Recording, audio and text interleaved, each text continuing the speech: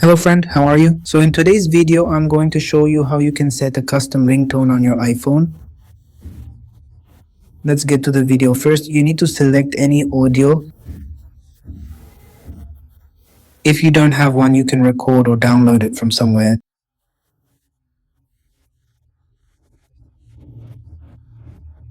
After that, you simply need to share it. You definitely need the files, which you have already downloaded. You'll click on it. These will be saved in your files. Now look here, you need to save it in the bottom right corner. Under any name, it doesn't matter. Then you need to go to the App Store and download GarageBand. And that completes your first step. After it downloads, you need to open it. After opening, select the audio recorder and you're set.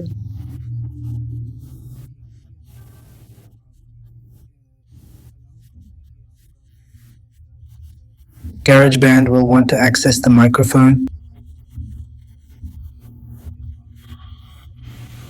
Look at the corner on the top left corner. You need to click on My Songs, okay?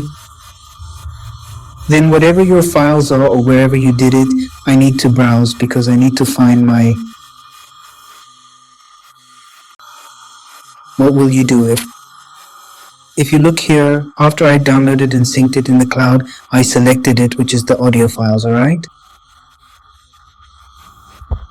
Simply, did you not do the audio files? When you click on it, it will take you to GarageBand.